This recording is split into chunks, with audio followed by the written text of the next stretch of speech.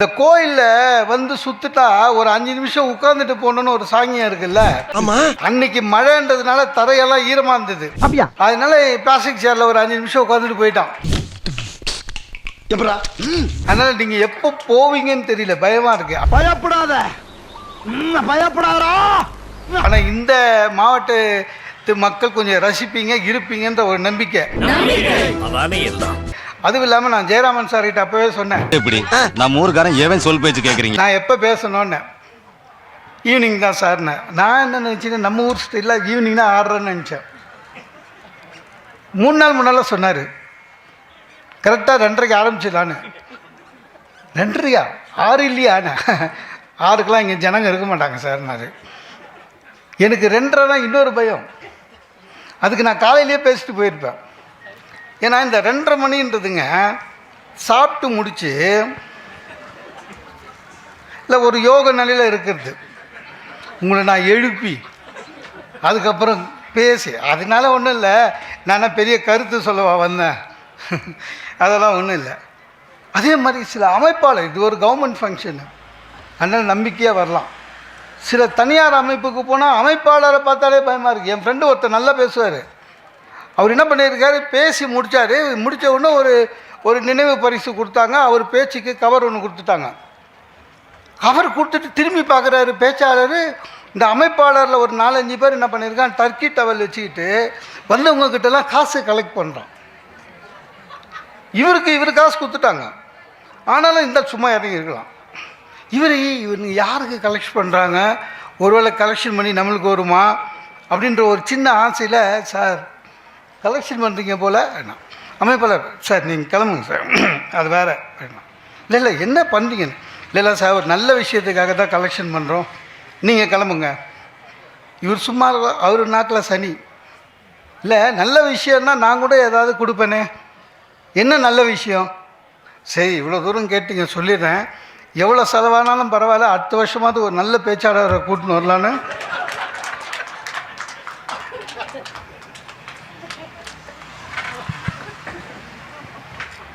நல்ல பேச்சாளரை கூட்டின்னு வரலான்னு இப்போத்துலேருந்தே கலெக்ஷன் பண்ணுறோம். அப்படியே வச்சு இது உண்மையிலேயே கல்வித்துறை இல்லாமல் எல்லா பொதுமக்களும், எஸ்பெஷலி எந்தெந்த குடும்பங்களிலே குழந்தைகள் வளர்கின்ற குடும்பங்கள், உண்மையிலேயே நம்முடைய தமிழக அரசுக்கு நன்றி சொல்லுகிற ஒரு நாளாக இது அமையும். ஏனென்றால் சார் புத்தக திருவிழா நடக்கும், ஆனால் எல்லா மாவட்டத்திலையும் நடக்காது. சில மாவட்டங்களில் நடக்கும். அதுலேயும் சில மாவட்டங்களில் சிறப்பாக நடக்கும். சில மாவட்டங்களில் நடத்தணுமேனு ஒரு 2 நாள் நடத்துவாங்க, 1 நாள் நடத்துவாங்க. நிரந்தர புத்தக கண்காட்சின்றது சென்னையில் இருக்குது. ஆனால் ஒவ்வொரு மாவட்டத்திலும் வருடந்தோறும் நடத்த வேண்டும் என்ற அன்பு கட்டளையிட்டு அதை அரசாங்க நிர்வாகமே மாவட்ட ஆட்சியாளரே நடத்துகின்ற அளவுக்கு இன்றைக்கு புத்தகங்களை குழந்தைகளுக்கு எடுத்து செல்லுகின்ற மாபெரும் பணியை தமிழக அரசு செய்து வருகிறது. அது உண்மையிலேயே எதிர்காலத்தின் வித்துக்களுக்கு அது ஒரு நல்ல படிப்பு. இன்றைக்கி மாணவர்கள் நிறைய பேர் வந்திருக்காங்க. புத்தகம் என்பது எல்லாரும் சொல்லியிருப்பாங்க, ஒரு புத்தகத்தை திறக்கும்போது சிறைச்சாலை கதவு மூடப்படுகிறதுன்னு. சில முறை அப்படி கிடையாது. எங்கே புத்தகங்கள் அதிகமாக இருக்கிறதோ அங்கே சிறைச்சாலைகளும் அதிகமாக இருக்கிறது. அப்படின்னா என்ன அர்த்தம்? படிக்கிறது சும்மா படிக்கிறான்னு அர்த்தம். உங்களுக்கு ஒன்று தெரியுமா, இந்த உலகத்திலேயே நோபல் பரிசு அதிகமாக பெற்ற நாடு எது தெரியுமா? இஸ்ரேல். ஆனால் எவ்வளோ கலவரம் அங்கே தான். ஃபிசிக்ஸு, கெமிஸ்ட்ரி எல்லாத்துலேயும் அவங்க தான் நோபல் பரிசு அதிகம். ஆனாலும் கூட ஈராக்கு, அங்கே ஒரு மார்க்கெட்டில் 4-5 புத்தக கடையில் சார் கதவே இல்லை, பூட்டே இல்லை சார், புத்தக கடை ஓப்பனாக இருக்குது ஈராக்கில். ரிப்போர்ட்டர்ஸ் போய் கேட்டிருக்கான், ஏங்க புத்தக கடை ஓப்பனில் வச்சுருக்கீங்க, திருட மாட்டாங்களான்னு. அதுக்கு கடை ஓனர் சொன்னாராம், திருடுறவன் புத்தகம் படிக்க போகிறதில்ல, புத்தகம் படிக்கிறவன் எந்த நாளும் திருட மாட்டான். அதுதான் உண்மையான புத்தகம் படிக்கிறது.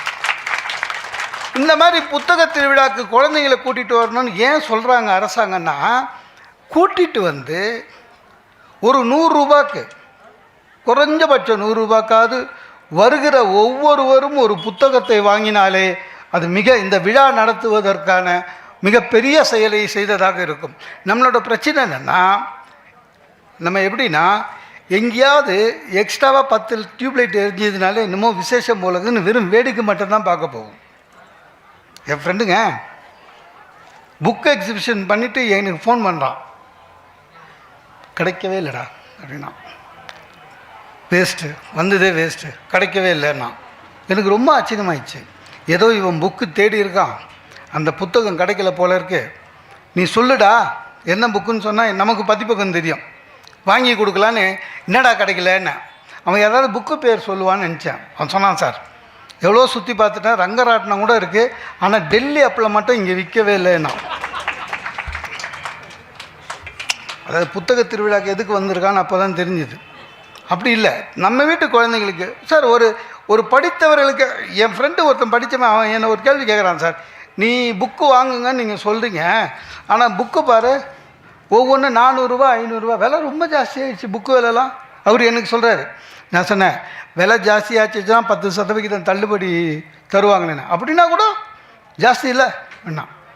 எனக்கு ஒன்றும் புரியல. 500 ரூபா கொடுத்து சினிமா பார்க்குறோம் சார், 3 ஹவர். சினிமா டிக்கெட்டுக்கு போயிட்டு வரணும்னு மட்டும் ஒரு தனி ஆளுக்கு இப்போல்லாம் 1000 ரூபா ஆகுது. அந்த சினிமா ஒரு வாரத்தில் சீடியாக வந்துடும். 6 மாதம் தள்ளிச்சுன்னா இந்திய தொலைக்காட்சிகளிலே முதலான வந்துட போகுது இல்லை. அதுக்கு 1000 ரூபா செலவு பண்ணுறோம். நம்ம வீட்டு குழந்தைங்களுக்கு நமக்கு அறிவு பெருக்குவதற்காக ஒரு 500 ரூபா செலவு பண்ணக்கூடாதா? நான் சொன்னேன், அது இல்லைப்பா, நீ ஒன்று வாங்கு, நீ படி. இல்லை, படிச்சுட்டு வீட்டில் வைக்கிறது வேஸ்ட்டு தானே, இடம் இல்லையேன்றான்.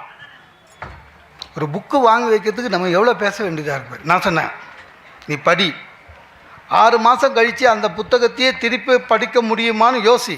இல்லையா, புக்கை பத்திரமா வை, நீ ஒன்றும் கிழிக்க போகிறதில்ல. உன்னோட நண்பர்களுக்கு யாருக்காவது பிறந்த நாள் விழா, 25வது திருமண ஆண்டு விழா ஏதாவது இருக்கும், பேக் பண்ணி குத்துரு, பரிசாமல் ஆச்சு. உன் ஃப்ரெண்டு உன்ன மாதிரி தான் இருப்பான், அவனும் படிக்க போகிறதில்ல இல்லை, அவன் யாருக்காவது பரிசு கொடுத்துருவான். இந்த இது மாதிரிங்க. நீங்கள் உங்களுக்கு தெரியாதா இந்த நவராத்திரி போன ஜாக்கெட் ப்ளவுஸு நம்ம என்ன ஒவ்வொரு ஆட்டியும் புதுசாக எடுக்கிறோம். என் வீட்டில் 70 ஜாக்கெட் பீஸ் இருக்குது சார்.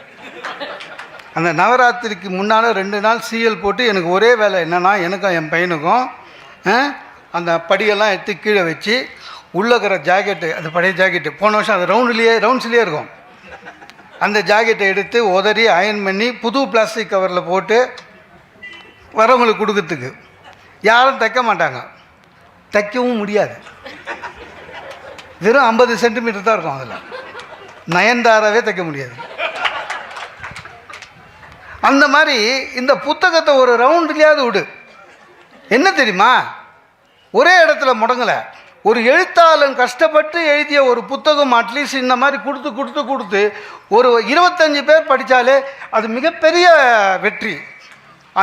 அந்த அளவுக்கு புத்தகம் இருக்கணும் சார். இன்றைக்கி நமக்கு ஒரு தலைப்பு ஒன்று கொடுத்துருக்காங்க, நல்லதொரு குடும்பம். இப்போ நீங்கள் மதியம் வந்துட்டீங்க, உட்காந்துட்டீங்க தெரியாமல். இப்போ எவ்வளோ நேரம் உட்காரணுன்னு உங்களுக்கு ஒரு மனசில் ஓடின்னு இருக்கும்.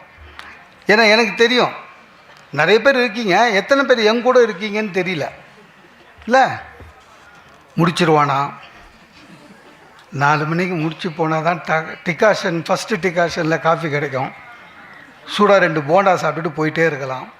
இல்லை இவன் 6 வரையும் இழுப்பானா, சீக்கிரம் முடிச்சிருவான். ஒரு நல்ல பேச்சாளருக்கு அழகு ரசிகர்கள் ரசிக்கும் போதே நிறுத்திடணும்.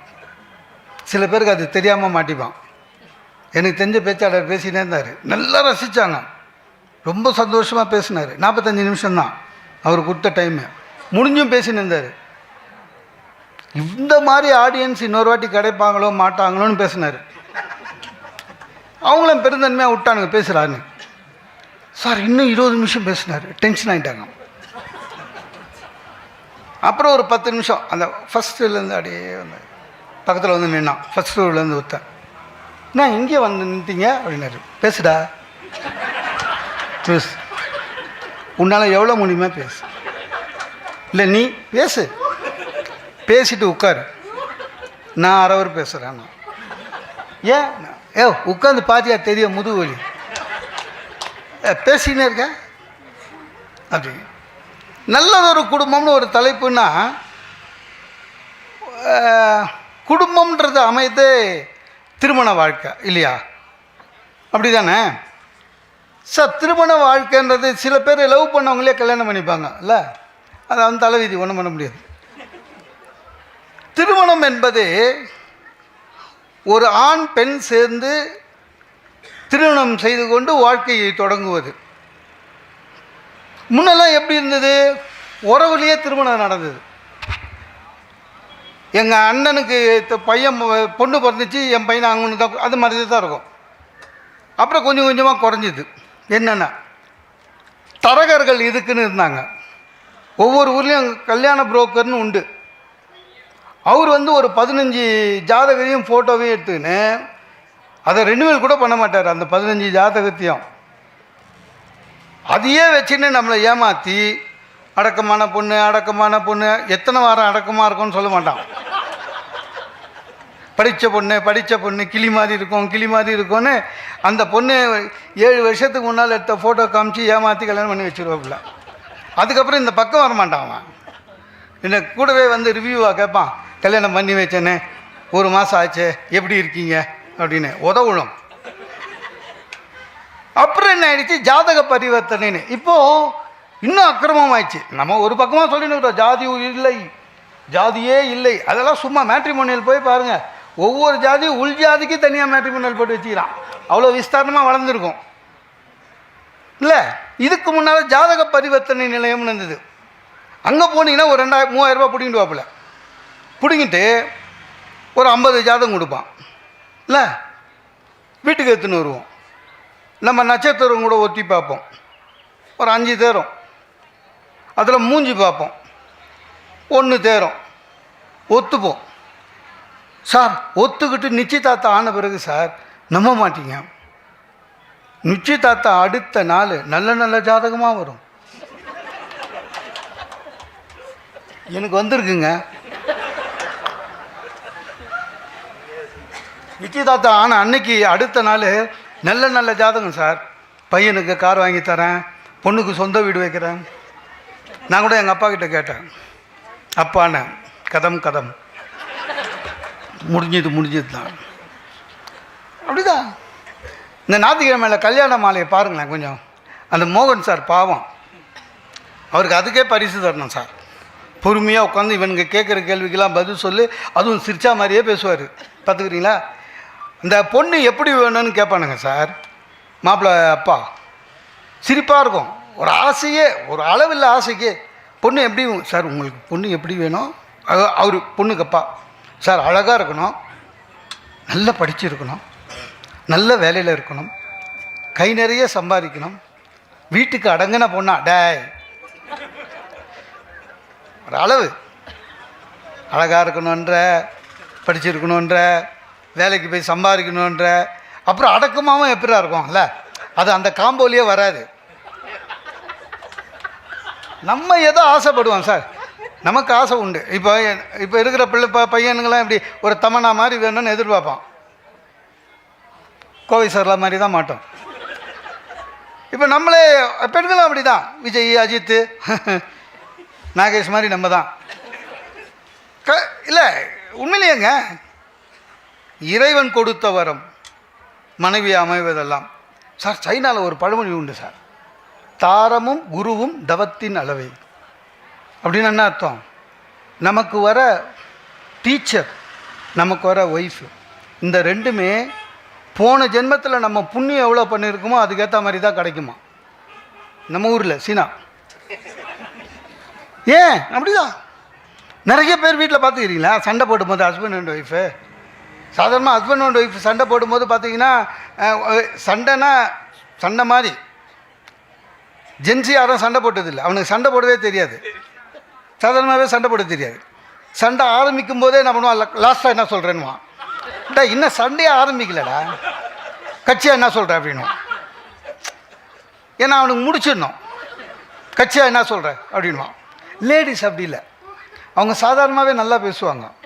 சண்டைன்னு வந்தது வச்சுக்க, கிபி கிமு எல்லாம் வரும். அன்றைக்கி கூட நீங்கள் என்ன திட்டினீங்களே ஸ்கூட்டர் ஸ்டார்ட் பண்ணும்போது பக்குன்னு இருக்கும். ஏன்னா எப்படி மைண்டு வயசு டெய்லி தானே திட்டிட்டு போகிறோம்ல. ஆமாம் சார், அவங்க ரொம்ப புத்திசாலி சார், டக்குன்னு கண்டுபிடிப்பாங்க. வர வர உங்களுக்கு என் மேலே அன்பே இல்லைன்னு மனசு கலங்கிடும் நம்மளுக்கு.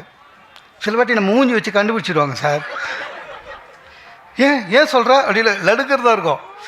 அது மாதிரி அதாவது எதை மனைவி அமைவதெல்லாம் இறைவன் கொடுத்த வரோம்னா கண்ணதாசன். ஆனால் இன்னைக்கு பார்த்தீங்கன்னா பெண்களுக்கு சுதந்திரம் எல்லாம் பேசுகிறோமே, உண்மையிலேயே பெண்களை உயர்ந்த நிலையில் வச்சுருந்தோம். நிறைய பேருக்கு புரியவே இல்லை அது. சார் கல்யாண வயசு என்ன சார் பொண்ணுக்கு 18, இப்போ 21 மாற்றிருக்காங்க, இன்னும் நடைமுறைக்கு வரலை. இருந்தாலும் வீடுகளில் ஒத்துக்க மாட்டாங்க 21 வரையும். ஆண்களுக்கு 21, அதாவது அவங்களுக்கு 18 ஆகிடும். நமக்கு 21 இல்லை 25 ஆனாலும் பேச்சே ஆரம்பிக்க மாட்டாங்க. நான் ரொம்ப கஷ்டப்பட்டிருக்கேன், வேலைக்கு போய் சம்பளம்லாம் வாங்க ஆரம்பிச்சிட்டேன். 27 வயசாச்சு, எப்படிங்க கேட்க முடியும் எனக்கு கல்யாணம் பண்ணுங்கன்னு? கூச்சமாக இருந்தது. வீட்லேயும் அதை பற்றி இப்படி இப்படி இப்படி பேசுவாங்க. எவனாவது இன்விடேஷன் வைக்கும்போது நம்ம மோகன் கூட கல்யாணம் பண்ணோம் ஏதோ ஒன்றும் பேசவே மாட்டாங்க. அப்புறம் நானே ஒரு நாள் கூச்சத்தை விட்டு எங்கள் அப்பா கிட்ட சொன்னேன், எங்கள் ஆஃபீஸில் எல்லா பேருக்கும் எல்லாருக்கும் கல்யாணம் ஆயிடுச்சுப்பான்னு. என்னப்பா அதுக்குன்னு கம்முனுங்குது. அப்போ எங்கள் அம்மா சொன்னாங்க, அதே பேரா உனக்கு 2 தங்கச்சி இருக்குது, அது முடிச்சுதான் பண்ணோம். 2 தங்கச்சி சார். முதல் தங்கச்சிக்கு 18 வயசு முடிஞ்ச கல்யாண மாப்பிள்ளை பார்த்து 19 வயசில் கல்யாணம் பண்ணி கொடுத்துட்டோம். கல்யாணம் பண்ணி கொடுத்தோமா, ஆடி தீபாவளி முதல் தலைப்பிரசவம் எல்லாம் முடிஞ்சு 1.5 வருஷம் ஓடிடுச்சு. 2ஆவது தங்கச்சிக்கு 18 வயசு ஆயிடுச்சு. அதுக்கு ஆடி தலைப்பிரசவம் எனக்கு 32 வயசு ஆயிடுச்சு. பொண்ணு பார்ப்பாங்கன்னு பார்க்குறேன், முதல் தங்கச்சிக்கு 2ஆவது பிரசவத்துக்கு வருது. லோனெல்லாம் இதுக்கு வாங்கி வாங்கி அழிஞ்சேன். ஏன் கல்யாணத்தை பற்றி பேசவே இல்லை. எங்கள் அப்பா கிட்ட சொல்கிறேன், என் ஆஃபீஸில்ப்பா கல்யாணம் ஆச்சுன்னு சொன்னல, அவன் குழந்தைக்கு பிறந்த நாள்ப்பா அப்படின்னா. அதாவது இப்போது புரிஞ்சுக்குப்பான்னு அர்த்தம். அதுக்கு எங்கள் அப்பா, போயிட்டு வாயேண்டா, இதெல்லாம் ஏன் என்கிட்ட பர்மிஷன் கேட்குறேன்னாரு. ஐயா போகிறதுக்காக பர்மிஷன் கேட்குறோம். அப்புறம் ஒரு வழி ஆய் தொலைஞ்சுது. ஆனால் பெண்களுக்கு பாருங்கள் 18 வயசில் ஷார்ப்பாக நடக்கும் சார். அந்த காலத்துலேயேங்க சுயவரம் இருந்ததுங்க. அது என்ன அநியாயம் இல்லை.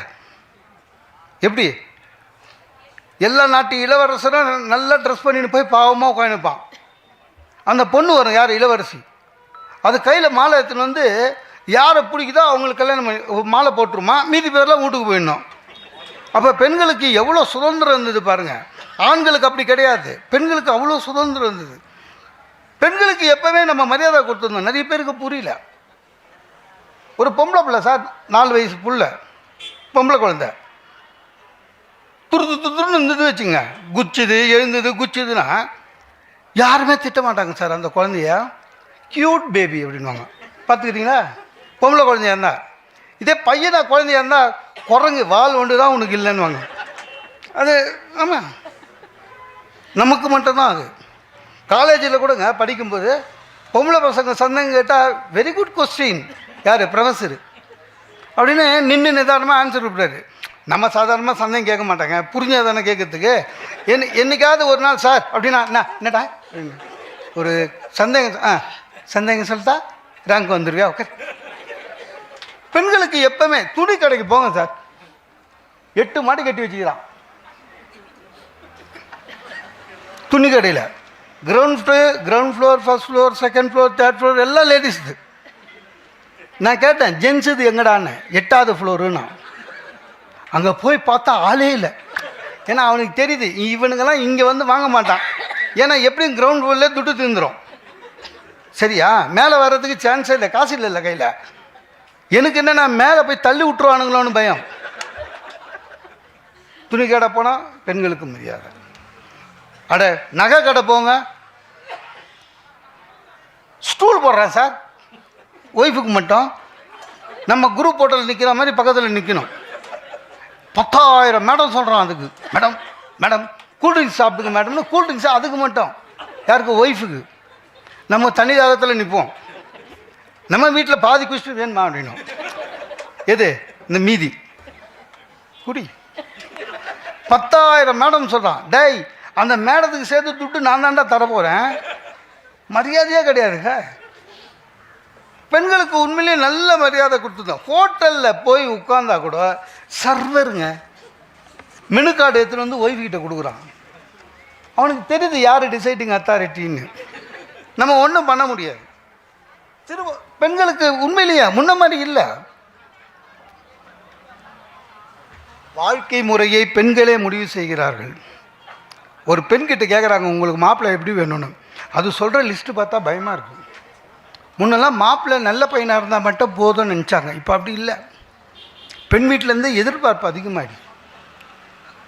ஒரு தரகர் ஒரு பொண்ணோட அம்மா கிட்ட போய் சொல்கிறாரு, மேடம் மேடம் நல்ல காலம் மேடம், கண்டுபிடிச்சிட்டேன். நான் உங்களுக்கு ஒரு மாப்பிள்ளை சொல்லி முடிச்சு வச்சுருந்தேன்ல. ஆமாம், நல்ல மாப்பிள்ளையாச்சு அப்படின்னு பொண்ணுங்க அம்மா. தரகர் சொல்கிறார், இல்லை மேடம் நான் விசாரிச்சிட்டேன். பையன் மாதம் 2 லட்ச ரூபா சம்பாதிக்கிறதுலாம் உண்மை. ஆனால் சனிக்கிழமை ஞாயிற்றுக்கிழமை தண்ணி போடுவான் போல இருக்குது. நான் இப்போவே சொல்லிட்டேன் மேடம், நல்ல காலம் அப்படின்னா. அதுக்கு பொண்ணுக்கு அம்மா தரகரை திட்டுது, யோ அது ஒரு பெரிய விஷயமா யான்னு? யார் குடிக்கல? 2 லட்ச ரூபா சம்பாதிக்கிறான், அவன் குடித்தா என்ன தப்புண்டு மாறி போயிடுச்சு. பையனுக்கு சொந்த வீடு வேணும்னாங்க சார். இப்போ சொந்த வீடு கூட ஃப்ளாட் இருந்தால் ஒத்துக்க மாட்டாங்களாம். அவங்களுக்கு சொந்த மனையில் கட்டியிருக்கணும். அப்போ எதிர்பார்ப்பு அதிகமாகினே இருக்குது. பெண்கள் பேச ஆரம்பிச்சிட்டாங்க. ஸோ குடும்பத்தை ஆரம்பத்தில் முன்ன மாதிரி அப்பா அம்மா சொன்ன, இப்போ பெண்கள் பேசுகிறாங்க. பெண்கள் விருப்பத்தை சொல்கிறாங்க. உண்மையிலே நல்ல குடும்ப முறையை தான். நான் கூட பொண்ணு பார்க்க போகும், நான் இது என் கல்யாணத்துக்கு ஒரே ஒரு பொண்ணு தான் பார்த்தேன். வேறு வழி இல்லை, நோ சாய்ஸு. அதுக்கு நான் பண்ண ஒரே தப்பு, என் 2 தங்கச்சி வீட்டுக்காரை கூட்டி போயிட்டேன் பொண்ணு பார்க்கறதுக்கு. என் தங்கச்சி கல்யாணத்தில் 2த்துக்கும் 2 மாப்பிள்ளையும் கூட்டி போனேன். பொண்ணு வந்தது, பார்த்தது, நானும் பார்த்தேன், சுமாராக இருந்தது. திடீர்னு பொண்ணுக்கு அப்பா தான் எங்கள் மாமனார் வந்து என்கிட்ட, தம்பி பொண்ணு உங்கள்கிட்ட பேசணுன்னாரு. என்ன பக்குன்னு ஆயிடுச்சு. பொண்ணு பேசுதா அப்படின்னு. சினிமாலலாம் அந்த மாதிரி இல்லையே. என்ன பொண்ணு குனிஞ்சிக்கினே இருக்கும், பாட்டு பாடுவியான்னு கேட்பாங்க. அதெல்லாம் ஒன்றுமே நம்ம கேட்கலையேன்னு பொண்ணு குனிஞ்சிக்கினே இருக்குது. டக்குன்னு பார்க்குறேன், எங்கள் 2 தங்கச்சி வீட்டுக்காரு போய் பேசுன்றானுங்க. எனக்கு என்னன்னா, அந்த பொண்ணு இருக்கிற ரூமுக்கு நடந்து போகும்போதே பயந்துக்கினே போனாங்க. வேண்டாத தெய்வம் இல்லை. ஏன்னா இது ரிஜெக்ட் பண்ணிச்சு வச்சுக்கோங்க நம்மளை. என் மாப்பிள்ளைங்களே ஊர் ஃபுல்லாக போய் சொல்லிடுவான், அந்த பொண்ணுக்கே உங்கள் அண்ணனை பிடிக்கலன்னு. அதனால் பயந்துக்கினே போனேன். உள்ளே போனால் சோஃபாவில் சௌகரியமாக உட்காந்துக்குது கல்யாண பொண்ணு, சௌகரியமாக உட்காந்து இருக்குது. அது அவங்க வீடு. எனக்கு உள்ளே போனோன்னாங்க வேர்த்து விறுவிறுத்து ஜுரம் வர மாதிரி ஆகி நிற்கணுமா உட்காரணுமா கை கட்டணுமா ஒன்றுமே புரியல.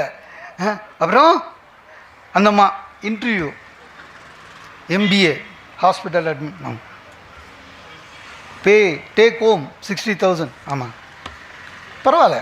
அதாவது 60,000 ரூபா அந்த அம்மாவுக்கு போதுமா? பரவாயில்ல. உங்கள் ஹெச்ஆரில் கேட்டோம், உங்களை பற்றி நல்லா சொன்னாங்க நினச்சி. லூஸு. நான் ஏற்கனவே எங்கள் ஹெச்ஆரில் சொல்லியிருந்தேன், பொண்ணு பார்க்குறாங்க, இந்த பொண்ணுக்கு அண்ணன் அப்பான்னு புட்சாலிங்க எவனாவது ஃபோன் பண்ணுவான், என்னை பற்றி நல்லா சொல்லு, சனிக்கிழமை பார்த்து என் காசு அப்படின்னு அவன் நல்லா சொல்லிக்கிறான். இவங்க நம்பியிருக்காங்க. அப்புறம் திரும்பினா என்னங்க உங்களுக்கு வேறு ஏதாவது பேட் ஹேபிட் இருக்கா அப்படின்னாங்க. எத்தனை சொல்கிறது, ஒன்றும் இல்லை அப்படின்ட்டேன். அப்படி தான் 20 வருஷமாக ஓடினுது சார். எதுவாக இருந்தாலும் சரி, பெண்கள் ஆண் 2 பேரும் ஒன்றா சேர்ந்து ஒரு குடும்பத்தை துவக்குகிற பொழுது நல்ல குடும்பம் எது? நல்ல குடும்பம் என்பது பெண்களை கோயில் கட்டி கொண்டாடணும். ஏன்னா திருமணத்திற்காக பெண்கள் படுகிற தியாகங்கள். ஆமாங்க, வீட்டில் செல்லமாக வளர்ந்துருக்கோம், காலேஜில் நல்லா படிச்சிருக்கோம், காலேஜில் அத்லட்டாக இருந்திருக்கோம், பேச்சு போட்டியில் ஜெயிச்சிருக்கோம், வீடு ஃபுல்லாக ஷீல்டு கப்பு அடுக்கி வச்சுருக்கோம். ஆனால் மாப்பிள்ளை வீட்டுக்கு போகும்போது நீ ஷீல்டு கட்டில் பீரோ வெள்ளி சாமான் தான் எடுத்து போனது தவிர ஷீல்டெல்லாம் எடுத்து போகிறதுக்கு அலோவ் பண்ண மாட்டாங்க. இன்னும் அவ்வளோ நம்ம வளரல. இல்லை முடியாதுல்ல.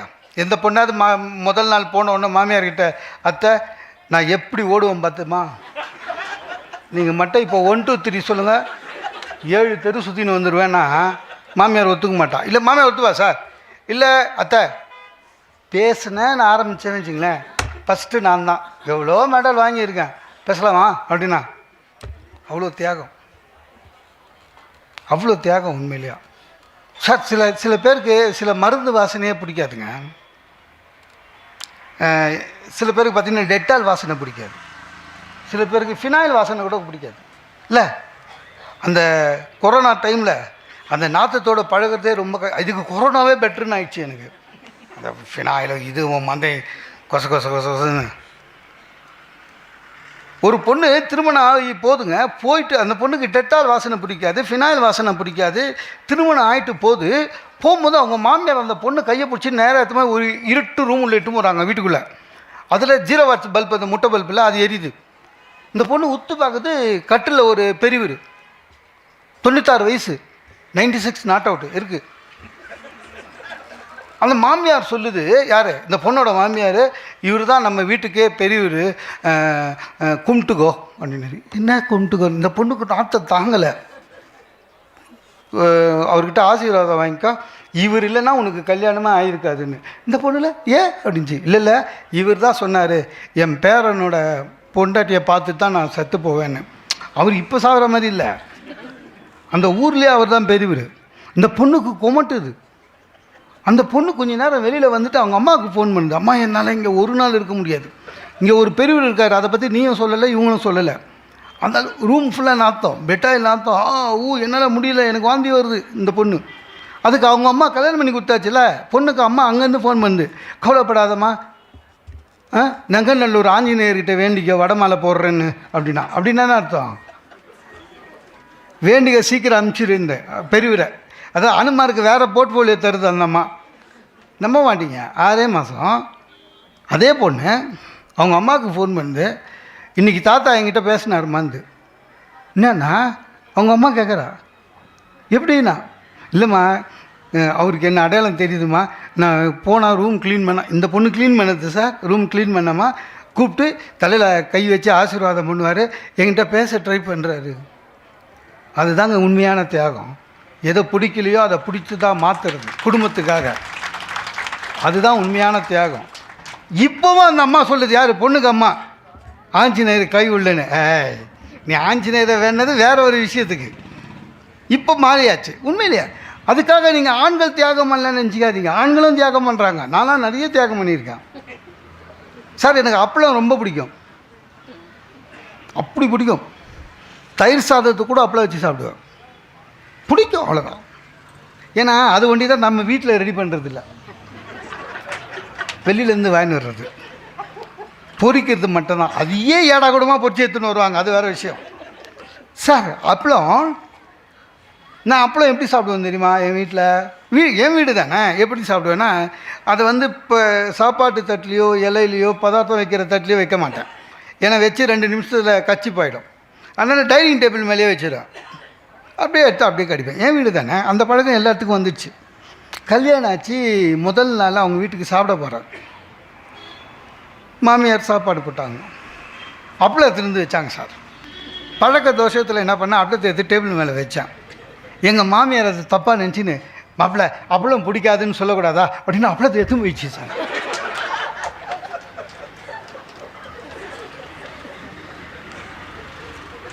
இந்த வடிவேலு ஒரு படத்தில் வடை போச்சேன்னு அந்த மாதிரி அப்பளம் போச்சே அப்படி. சரி கூச்சமாக இருந்தது, இல்லை நான் சாப்பிடுவேன் கொடுங்க அப்படின்னு. வீட்டுக்கு வந்துட்டேன். வீட்டுக்கு வந்துட்டு என் ஒய்ஃபு அப்பளம் எனக்கு பிடிக்காதுன்னு நினச்சின்னுக்கிறான். அன்றைக்கி சாப்பிட்டுக்கிற மேலக்கிற எங்கள் அக்கா வராங்க. எங்கள் அக்கா ஒரு பெரிய இது, என் ஒய்ஃப்கிட்ட ஏம்மா அப்பளம் வறுத்து வைக்கல அப்படின்னாங்க. என் ஒய்ஃப் எங்கள் அக்காவுக்கு சொல்லுது, அவருக்கு அப்பளம் பிடிக்காது அண்ணி. எங்கள் அக்கா ஒன்றே ரொம்ப மாறிட்டேடா கல்யாணத்துக்கு அப்புறம். சார் நாங்கள் அப்பளத்தை தியாகம் பண்ணியிருக்கோம். ஐயா தியாகம் எல்லாருக்கும் வர சார், அது ஒன்றும் பெரிய விஷயம் இல்லை. எதுவாக இருந்தாலும் சரி, குடும்ப பெண்ணு சில சமயம் ஆதரவு வைப்பாங்க. நான் திருமணம் ஆனவுடனே அவங்களுடைய ஆசை நிராசையாக ஆகிடக்கூடாது. நிறைய பெண்கள் வந்து ஐஏஎஸ் எழுதணும்னு ஆசைப்பட்டிருப்பாங்க, அவங்க வீட்டில் கண்டிஷனாக கல்யாணம் பண்ணி வச்சுருப்பாங்க இல்லையா. நம்மளாம் சரத்குமார் தேவயானி மாதிரி கலெக்டர் ஆக்கலாம், அதனால இருக்கலாம். நான் கூட கேட்டிருக்கேன் என் ஒய்ஃபுக்கிட்ட. நான் சொன்னேன் எனக்கு அட்வொகேட் ஆகணும்னு ஆசை, முடியலன்னு. எல்லாம் வைங்க, வேணும்னா இதை எடுத்து இங்கே வச்சுருப்பேன் சாப்பிடும். ஆச்சுதா என்னாச்சு, எதுவாக இருந்தாலும் எதுவாக இருந்தாலும் கேட்டுருவோமேன்னு, உனக்குன்னு ஏதாவது ஆசை இருக்கா படிச்சுட்டு இருந்துச்சு. என் ஒய்ஃப் சொன்னேன், ஆமாங்க எனக்கு சின்ன வயசுலேருந்தே போலீஸ் ஆஃபீஸர் ஆகணும்னு ஆசைங்க. எனக்கு கூட ரொம்ப சந்தோஷமாச்சு. ஒரு கிரண் பேடி, ஒரு திலகவதி ஐபிஎஸ்ஸு அந்த மாதிரி ஆகணும்னு ஆசைப்பட்டிருக்கா போல. என்ன ஐபிஎஸ் ஐபிஎஸ்லாம் இல்லைங்க, இந்த எஸ்ஐ ஆகி இந்த வரதட்சணை கேட்குறவனெல்லாம் முட்டி தள்ளணுன்னு பயந்துட்டு. ஏன்னா எங்கள் அம்மா அவங்கக்கிட்ட கேட்டு ஸ்கூட்ரு வாங்கி கொடுத்தாங்க எனக்கு, முட்டி தட்டி பயங்கரமாக அப்படின்னு. சார் வள்ளுவர் வாசுகியை போய் வாழ வேண்டும், குடும்பம் எப்படி இருக்க வேண்டும் தெரியுமா, கணவனும் மனைவியும் வள்ளுவன் வாசுகி மாதிரி எல்லோரும் சொல்கிறாங்க. நான் ஒன்று கேட்குறேன், யாராவது பார்த்துருக்கோமா வள்ளுவரையும் வாசுகியும்? வள்ளுவரை பார்த்துக்கிறோமா? இல்லை.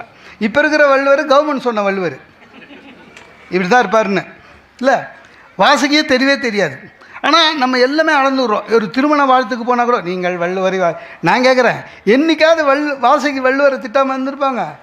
ஏங்க வேலை வெட்டி பார்க்காம காலங்காலையில் சார் ஓலையில் எழுதுறது ரொம்ப கஷ்டமான வேலை. A4 எழுதுறது இல்லை, எரேசர் கிடையாது, ஒயிட்னர் கிடையாது. அதுவும் இல்லாமல் கீழே ஓலையை எடுத்து அப்படியே எழுத முடியாதுங்க, அதை பதப்படுத்தணும், அதுக்கேற்ற மாதிரி எழுத்தாணி பண்ணணும். இவ்வளோ வேலையும் செஞ்சுன்னு அவர் எழுதினே இருந்தால் திட்டிருக்கோம் அந்த அம்மா. எங்கள் சுகிசிவன் சொல்லுவார், ஒரு திருமணத்துக்கு போனவொடனே நீங்களும் கணவனும் மனைவியும் புரிஞ்சுக்க முடியாது. கணவனும் மனைவியும் ஒருவரை ஒருவர் புரிந்து கொள்ள முடியாது என்பதை புரிந்து கொண்டு, இல்லை அதான் உண்மை. ஆமாங்க அதான் உண்மை. சும்மா அதெல்லாம் பேச்சுக்கு பேசிட்டு போகக்கூடாது. எல்லாமே சார் உண்மையிலேயே நல்லதொரு குடும்பம் எது தெரியுமா? எந்த குடும்பம் ஒற்றுமையாக இருக்கிறதோ அவங்கக்கிட்ட பணமே தேவையில்லை சார், பணம் தேவையில்லை. அந்த வீட்டில் இருக்கிறவங்க பெரிய பதவியில் இருக்கணும்னு தேவையில்லை.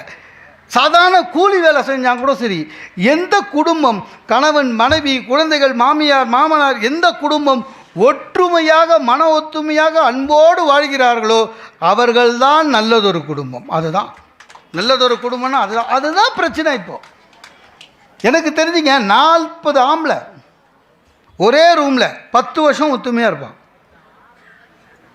40 ஆம்பளை போய் அரபு நாட்டிலலாம் போய் பாருங்கள். ஆனால் அத்தனை பெரிய வீட்டில் 2 லேடிஸு சார் சமாளிக்க முடியல. உண்மையிலேயேங்க நான் வேதாந்திரி மகரிஷி சொல்கிறாருங்க, மருமகள் என்பவள்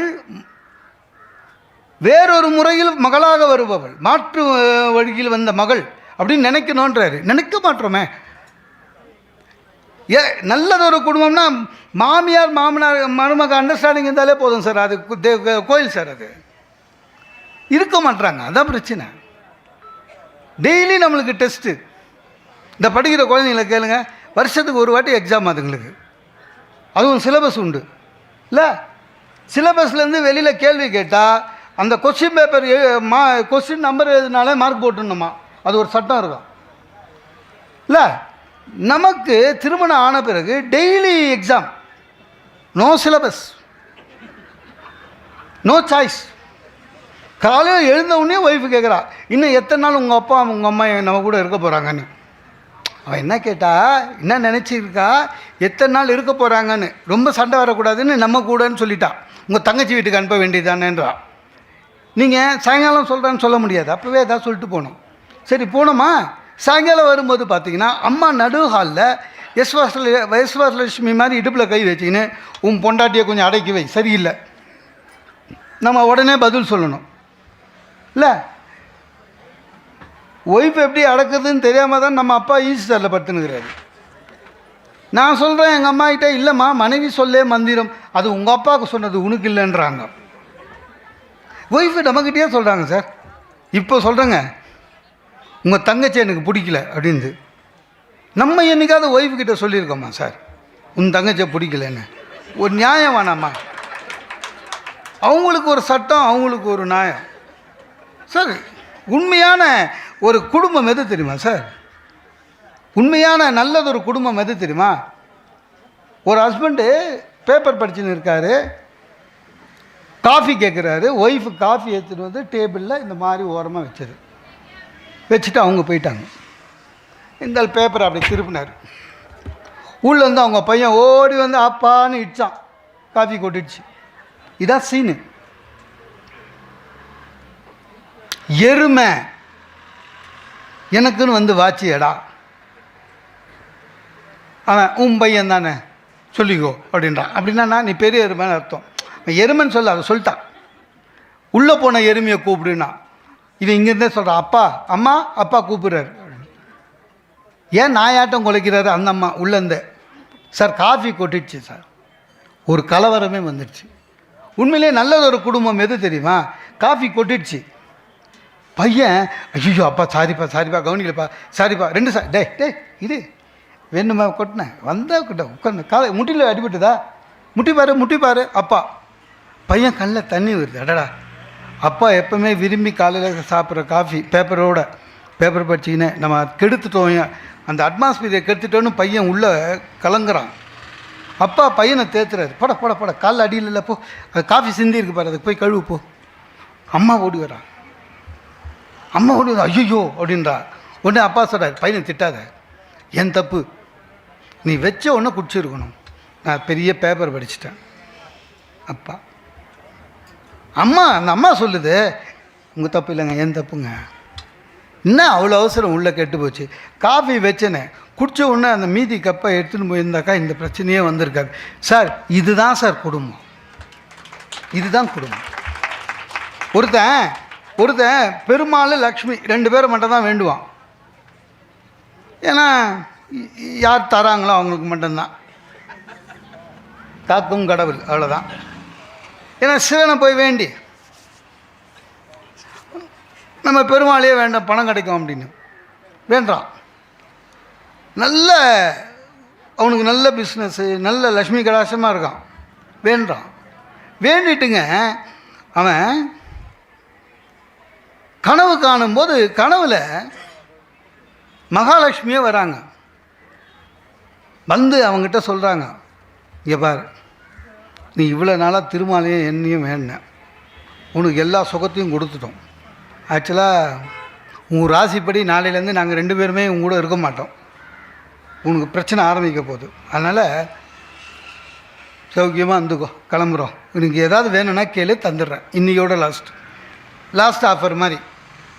இவன் டக்குன்னு அம்மா எனக்கு என்ன, இத்தனை நாள் உங்கள் கடாட்சத்தில் நல்லா இருந்தேன், பொன் பொருள் வீடு வாசல்லாம் வந்துடுச்சு, எனக்கு ஒன்று நீயும் திருமாலும் என்னை விட்டு போனீங்கன்னா பிரச்சனை வரும்னு சொல்கிறீங்க. பிரச்சனை வரட்டும், ஆனால் அந்த பிரச்சனையை வருவதை சமாளிக்கிற ஒரு மனசு முக்கியமாக. பணம் போயிடுச்சேன்னு என் குழந்தைங்க வசதி கம்மியாகிடுச்சேன்னு என் குழந்தைங்களும் உறவுகளும் என்கிட்ட சண்டை போடாமல் என் குடும்பம் இன்னி மாதிரி என்றைக்கும் ஒத்துமையாக இருக்கணுமா, அந்த ஒத்துமை இருந்தால் போதும். நான் லட்சுமி சிரித்தாங்களாம், என்னென்ன நீ ரொம்ப தெரிஞ்சு சொன்னியோ தெரியாமல் சொன்னியோ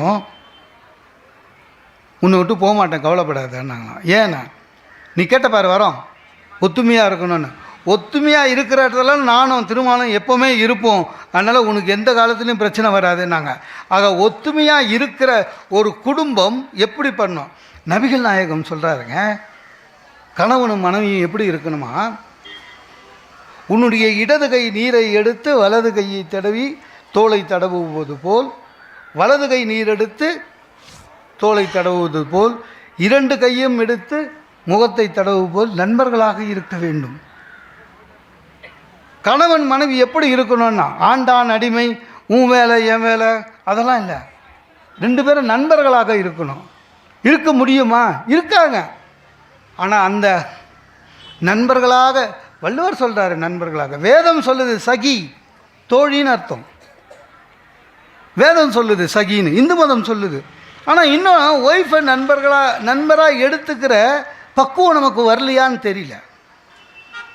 எப்பாவது வேணும்னா மட்டும், பிரச்சனைனா மட்டும்தான் ஒய்ஃபுக்கிட்ட கேட்குறோம். அது கூட ஏன் வச்சு வாங்க, நகை தருவாங்கன்னு. ஒய்ஃபை தன்னுடைய மந்திரியாக கருதணும், ஒய்ஃபு கணவனை நண்பனாக கருதணும். அந்த நட்பு வந்து விட்டாலே அந்த குடும்பம் நல்ல குடும்பம். வரல, அதுதான் பிரச்சனை. நான் அப்ராட்லலாம் பார்த்துக்கிறேன். அங்கே நிறைய பேர் சொல்கிறாங்க, இந்தியாவில் அமெரிக்காவில் விவாகரத்து அதிகமாகிறது, அங்கே குடும்பம் சிதைந்து விட்டது. அதெல்லாம் சும்மா. இங்கே ஆறுதே இல்லையா?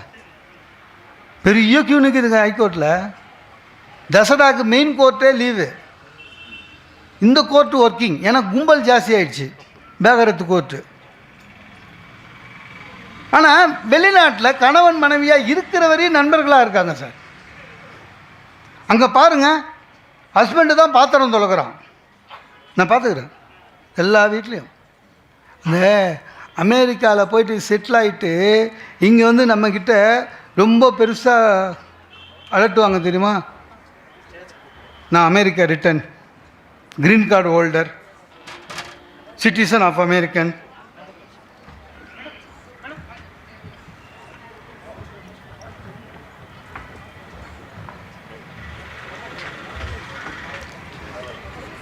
சிட்டிசன் ஆஃப் யூஎஸ்ஏ எல்லாம் சொல்லுவான்ல. எல்லாரும் பாருங்கள் பாத்திரம் தொலைக்கிறான் சார். பாத்திரம் தொலைக்கிறான், சிரிச்சிக்கினே தொலைக்கிறான். தொலைக்கினே ஒய்ஃபுக்கிட்ட கேட்குறான், டார்லிங் எனி அதர் வெசல். அது 2 குண்டா எடுத்து போடுது, அதையும் சேர்த்து தொலைக்கிறான் சார். தொலைக்கி முடிச்சோன்னா அந்த அம்மா, thank you darling, I love you. நட்பு. ஆஃபீஸ் ரூமில் அவனுக்கு அந்த அம்மா ஹெல்ப் பண்ணுது. அவன் சொல்கிறான் அந்த அம்மாக்கிட்ட, thank you darling, I love you.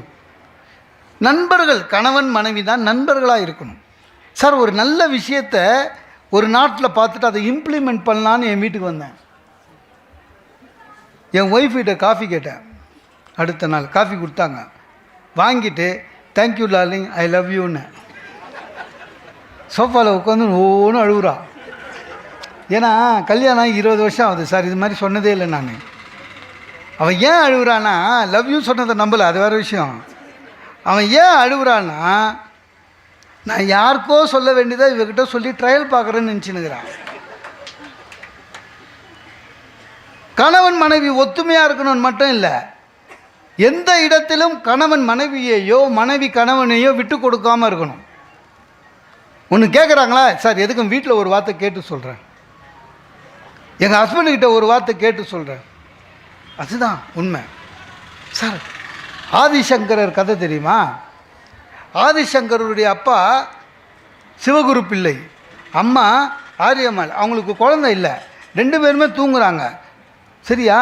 ஆரியம்மாள் கனவில் சிவனே வந்து சொல்கிறாரு, உனக்கு ஒரு குழந்தை உண்டு, ஆனால் உனக்கு எப்படிப்பட்ட குழந்தை வேணும்?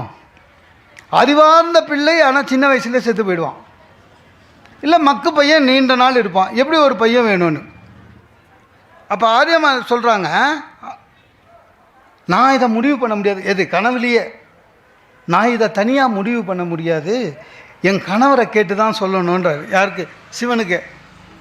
சொல்லி முடிச்சுட்டு அந்த அம்மா கண் விழிச்சு ஏந்து பார்த்தா சிவகுரு பிள்ளை மூச்சுனுக்கிறாரு பக்கத்தில். என்னங்க என்ன? இல்லை எனக்கு ஒரு கனவு வந்தது. என்ன கனவு? சிவன் என் கனவில் வந்தார்.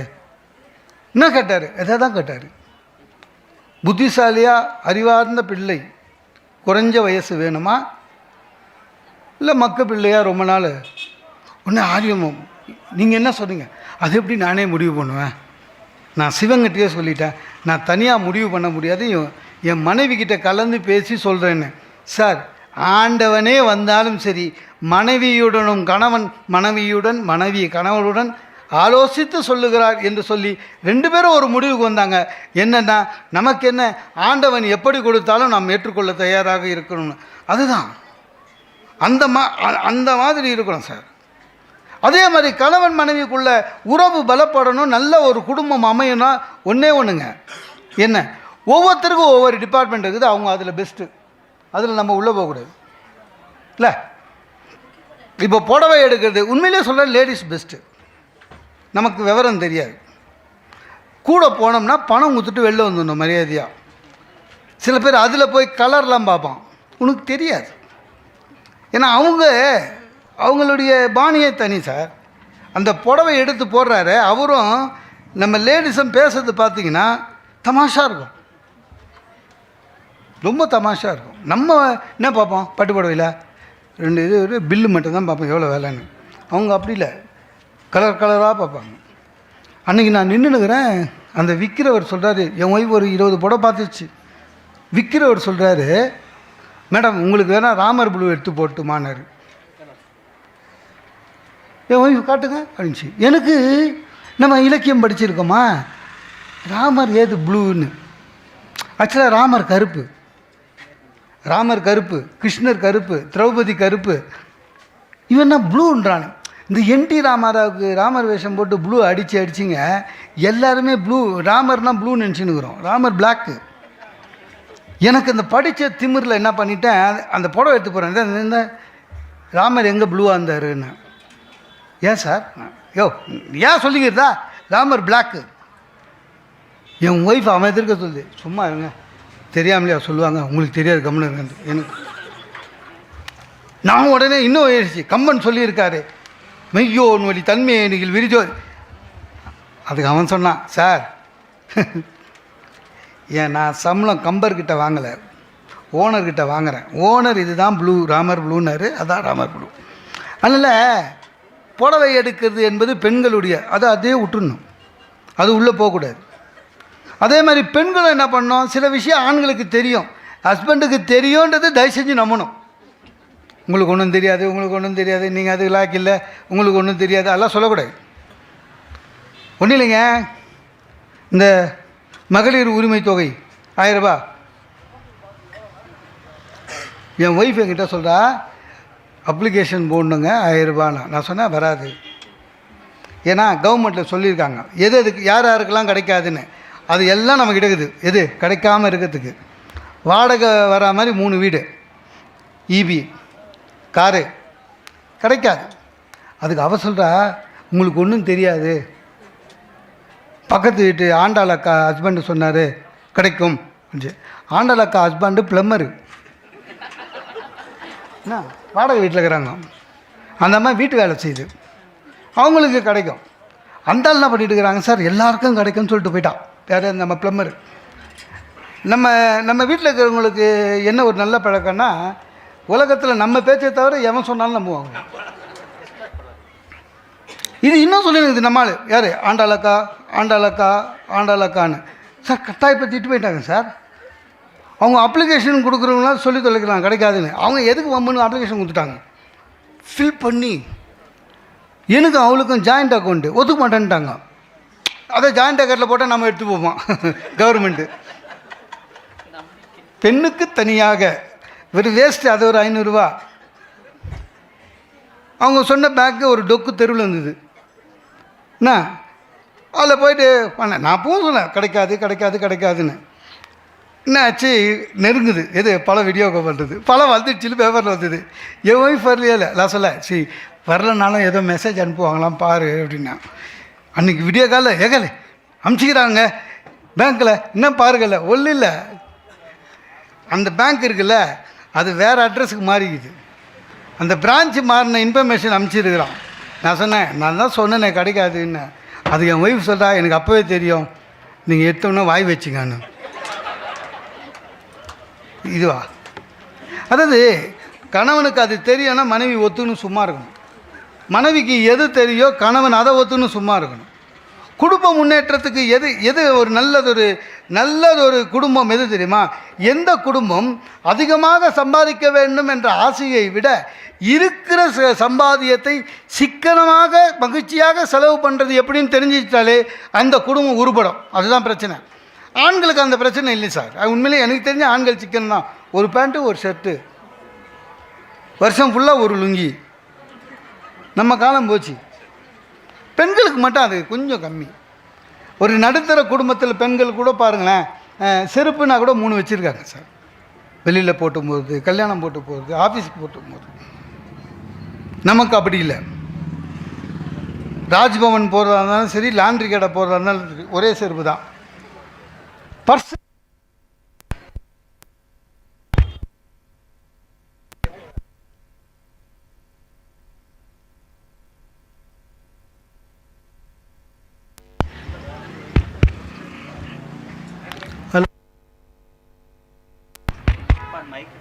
ஹலோ இல்லை 1 ஹவர் ஆயிடுச்சு, அதனால் இல்லை சாதாரணமாக ஸ்லிப்பு வைப்பாங்க. நம்ம ஜெயராமன் சாரை வேறு மாதிரி ஆர்கனைஸ் பண்ணியிருக்காரு. 1 ஹவர் வைக் கட் பண்ணல எவ்வாறு பேசிட்டோம் இல்லை முடிச்சிடுறேன். என்ன பிரச்சனை தெரியுமா? பர்ஸுன்னு பாருங்கள், 3 பர்ஸ் வச்சுருப்பாங்க பார்த்துக்கிறீங்களா? ஆஃபீஸுக்கு போகிறதுக்கு, ரிசப்ஷன் எடுத்து போகிறதுக்கு, சாதாரணமாக மளிகை கடை. நமக்கு அப்படி இல்லை சார், ஒரே பர்ஸு தான். அது கிழிஞ்சிருக்கும். ஒய்ஃபு ஃபோட்டோ வேறு வச்சுருப்போம். பர்ஸும் தொலையாது.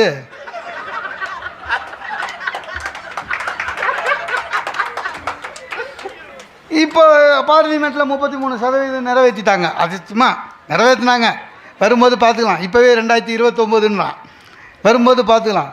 ஒரு விஷயம் என்ன தெரியுமா? நான் ஒன்று கேட்குறேன். வீட்டில் இருக்கிற பீரோவில் நமக்கு எவ்வளோ சார் சதவிகிதம்? ஒன்றும் கிடையாது. மேல் தட்டு ஃபுல்லாக பட்டு புடவை, 2வது தட்டு ஃபுல்லாக அவங்க வெளில போயிட்டு வர புடவை, 3வது தட்டு ஃபுல்லாக பசங்க ட்ரெஸ்ஸு, 4வது தட்டில் நம்மக்கிட்ட 4 வெள்ளை சோக்கா, ப்ளூ பேண்ட்டு. என் பையன் ஓடி வந்து என் ஷர்ட்டு மேலே கால் வச்சு தான் அவன் ஷர்ட்டை எடுப்பான். என் ஷர்ட்டெல்லாம் பார்த்தீங்கன்னா கிருஷ்ண ஜெயந்தி கொண்டாடின மாதிரி இருக்கும். பெண்களுக்கு சிக்கனம்ன்றது வேறு மாதிரி. எனக்கு ஒன்றும் புரியல சார். ஒரு கூட்டை வச்சு சுட வச்சு 3 நாளாக குத்தா கோவம் வருது.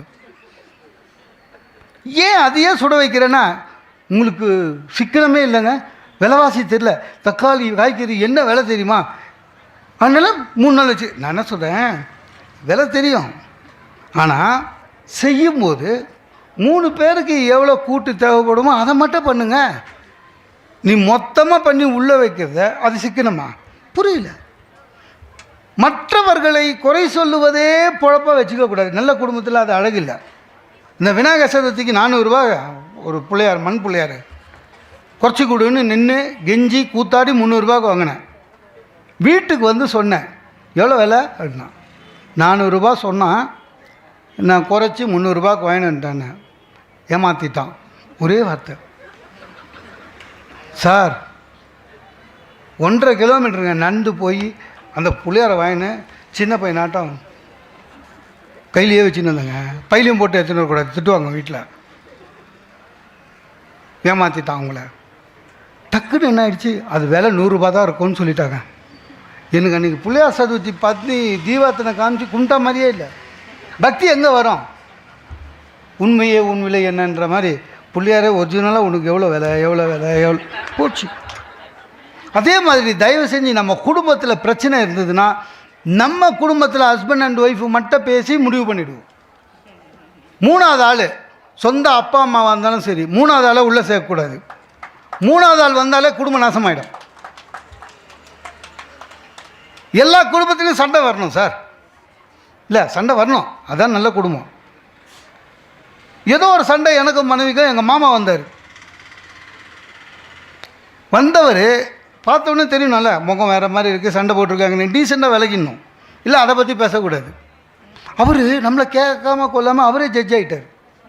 சோப்பாவில் ஏறி உட்காந்து, அப்புறம் என்ன பிரச்சனை, ஏண்டா அதை எடுத்து போய் சொல்லணும். என்ன ஒன்றும் இல்லை, என் ஒய்ஃபு சொன்னால், நீங்கள் வந்து வீட்டுக்கு வர்றதே பழைய துணியை எடுத்து துவைக்க போட்டுட்டு புது தண்ணி வச்சுன்னு ஊருக்கு கிளம்புறதுக்கு அப்படின்னு ஊருக்கு போயிட்டே இருக்கேன்னு. உடனே என் ஒய்ஃபு அவரை இந்த மாதிரி வீட்டில் தங்க மாட்டுறாரு, வந்தார், ஒரு நாளில் திருப்பி போகிறாருன்னு சொல்லினுக்கிறார். இவர் எம்பக்கம் உண்மையிலே ஜட்ஜாக இருந்தால் எம்பக்கம் என்னன்னு கேட்கணும்ல, கேட்கவே இல்லைங்க. உடனே ஜட்ஜ்மெண்ட் அடிச்சு விட்றாரு. நீ என்ன பண்ணு, இனிமேல் ஊருக்கு போகும்போது உன் ஒய்ஃபையும் கூட்டி போயேன். நம்ம ஏன் ஊருக்கு போகிறோன்னே தெரியல. அதற்கு ஒய்ஃபையும் கூட்டி போயால ஜட்ஜ்மெண்ட்டு. நல்ல காலம் என் ஒய்ஃபு. ஏங்க அறிவில்லை உங்களுக்கு? எங்கள் மாமாவை அப்பா திருப்தி. ஏன்னா இங்கே தான் ஜட்ஜுங்களை திட்டலாம். அறிவில்லை உங்களுக்கு? என்ன மாமா இப்படி பேசுகிறீங்க? அவரை மாதிரி என்னையும் பேக் எடுத்துக்கின்னு ஊர் ஊராக சுற்ற சொல்கிறீங்களா? அவரை வீட்டிலே இருக்க சொல்லுங்கள். அதாவது நம்மளுடைய பிரச்சனையை 3வது ஆளுக்கிட்ட சொன்னாலே அப்படி தான் நம்மளுடைய பிரச்சனை பெருசாகும். சார் ஒரு பிரச்சனை வந்ததுன்னா இப்போ குடும்பங்களில் ஏன் பிரச்சனை இருந்துக்கிட்டே இருக்குது தெரியுமா? மறக்க மாட்டோம், அதுதான் பிரச்சனை. ஒரு பிரச்சனை வந்தால் அன்றைக்கி தூங்கி எழுந்த உடனே முட்டணும். நம்மளாம் யாருங்க? உலகத்தில் நாட்டில் நடக்கிற எவ்வளோ பிரச்சனையை நம்ம ஈஸியாக மறக்கிறோம்ல. இல்லை இப்போ உங்களுக்கெல்லாம் தெரியுங்க, விமான விபத்து நடக்குதுல்ல, நடந்த உடனே 150 பேர் செத்து போயிட்டாங்க, 200 பேர் செத்து போயிட்டாங்கன்னு போடுறாங்களா? போட்டவுடனே என்ன போடுவான்? விபத்து நடந்த இடத்தில் கருப்பு பெட்டியை தேடுகிறார்கள். கருப்பு பெட்டி கிடைச்சி விட்டால் காக்பீட்டில் அவங்க என்ன பேசுனாங்க, ஏன் இந்த பிரச்சனை எல்லாம் தெரிய வரும். போடுவாங்கல்ல. அதுக்கப்புறம் தந்தி பேப்பரில் மட்டும் தனியாக போடுவான். கருப்பு பெட்டி என்பது கருப்பு நிறம் அல்ல, அது ஆரஞ்சு நிறத்தில் இருக்கும், எல்லாம் போடுவான். Correct sir. கருப்பு பெட்டி கிடச்சிச்சு. கிடைச்ச கருப்பு பெட்டியில் என்ன இருந்ததுன்னு இதுவரையும் அவனா சொல்லிக்கிறானா? நம்மளுக்கு நம்ம கவலைப்பட்டிருக்கோமா? ஏன்? அதுக்குள்ளே நம்மளுக்கு வேற ஒரு பிரச்சனை வந்துடும். ஆக பிரச்சனையை மறக்கணுங்க. இப்போ நமக்கு இருக்கிற ஒரே பிரச்சனை, நயன்தாரா குழந்தைங்களுக்கு எப்போ காது குத்த போது மொட்டை அடிச்சு 1 வயசு ஆயிடுச்சு. நம்ம அவ்வளோ ஈஸியாக எடுத்துக்கிறோம். அந்த ஈஸியாக எடுத்துக்கிற குணம் நம்ம குடும்ப உறுப்பினர்கள் கூட இருக்கும்போதே வரணும். அதே மாதிரி தயவு செஞ்சு குழந்தைகள் வளர்ப்பிலையும் தெளிவாக இருக்கணும். நம் குழந்தைகள் நம்மை பார்த்து வளர்கிறது, ஞாபகம் வச்சுக்கோங்க. ஒரு குழந்தை கெட்ட வார்த்தை பேசுது வச்சுங்களேன், அது உண்மையிலே அதுவே பேசலை, அது கேட்ட வார்த்தையை தான் பேசுகிறது, ஞாபகம் வச்சுக்கோங்க. நாம தான் நம்ம குழந்தைக்கு ரோல் மாடல், ஞாபகம் வச்சுக்கோங்க. சார் ஒரு அப்பா பையனை போட்டு அடிக்கிறாருங்க. ஏங்க பையனை போட்டு இப்படி அடிக்கிறீங்கன்னா, விற்கிற விலைவாசியில் A4 பேப்பர் காசு குத்து வாங்கிட்டு வரான் சார். ரஸ்கல் சொல்லியிருந்தா நான் ஆஃபீஸ்லேருந்து எடுத்துகிட்டு வந்திருக்க மாட்டேன் அப்படின்றான். அது அப்பா. பையன் நினைக்கிறான் அப்போ A4ன்றது வாங்கிறது இல்லை, ஆஃபீஸ்லேருந்து எடுத்துன்னு வர்றது. ஸ்கூலில் அறம் செய்ய விரும்பு. வீட்டில் பிச்சைக்காரன் வந்து அப்பா கிட்ட கேட்குற, அப்பா ஐயா, அப்பா இல்லைன்ற. எனக்கு உண்மையிலே இல்லை பாவம். இந்த லேடிஸ் இல்லைன்னு சொல்ல மாட்டாங்க, அவங்க எல்லாமே வித்தியாசமானது.